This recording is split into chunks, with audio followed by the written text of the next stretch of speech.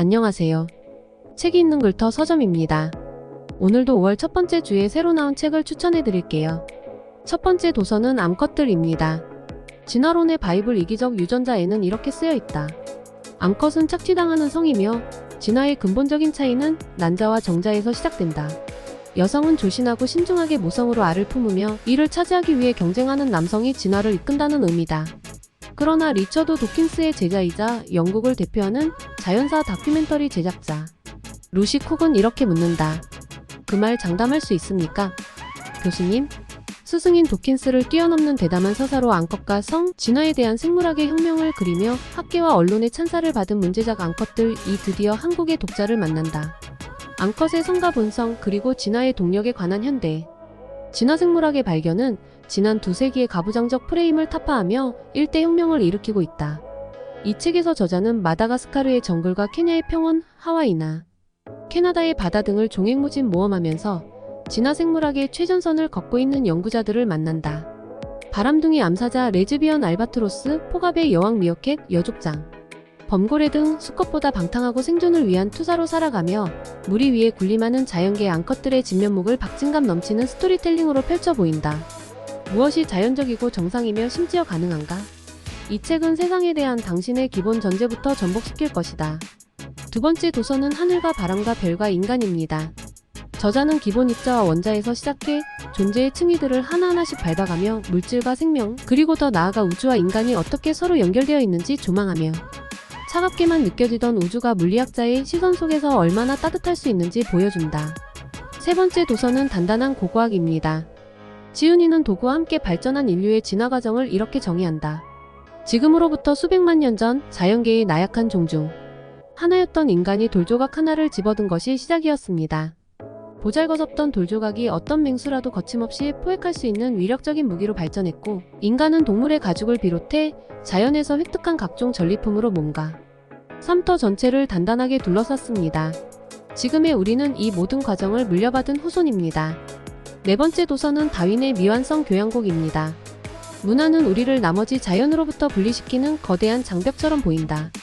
과학은 결코 문화의 영역을 설명할 수 없을 것처럼 보이며 마음은 진화로 설명하기에는 너무나 복잡해 보인다.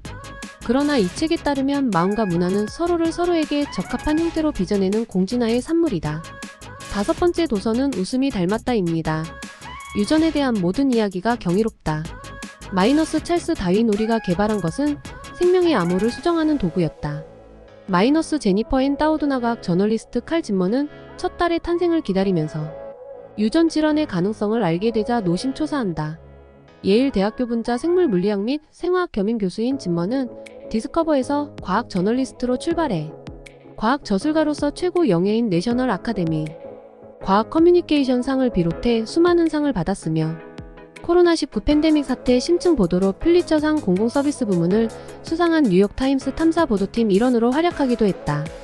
명료하고 유려한 솜씨로 탁월한 과학 대중서를 꾸준히 펴온 저자는 조상들의 가계도를 추적하고 DNA 검사를 기꺼이 받으며 역사의 현장인 바일랜드 훈련 학교와 말라리아 내성, 모기 유전자 연구소를 방문하는 등 유전의 과거와 현재, 미래를 따라잡는 취재와 연구에 매달리기 시작한다.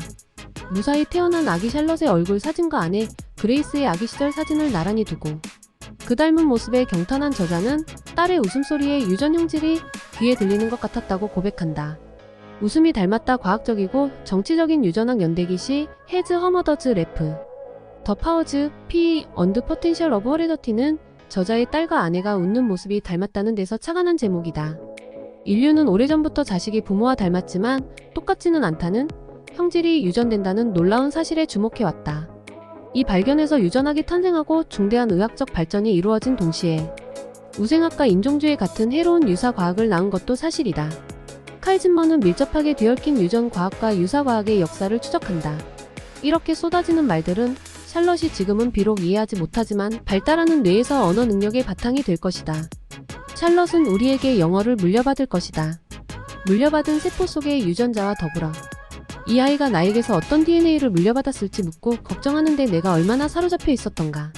샬럿을 두 팔로 꼭 껴안아주면서 나는 생각에 잠겼다.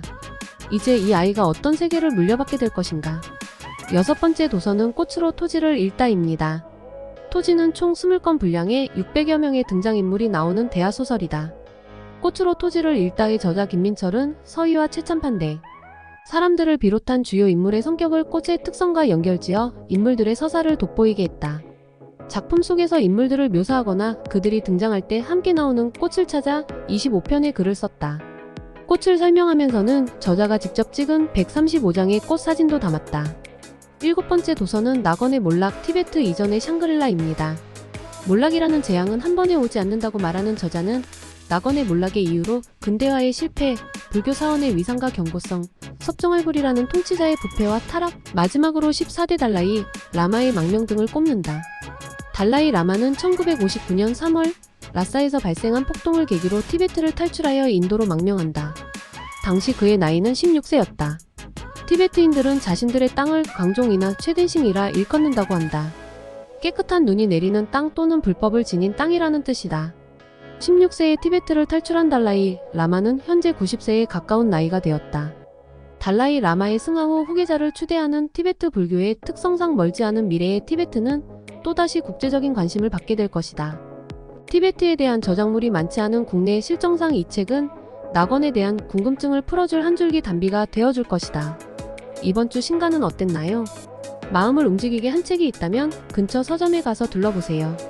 서점을 둘러보면 훨씬 더 다양한 책들이 기다리고 있습니다. 영상 끝까지 시청해주셔서 감사합니다.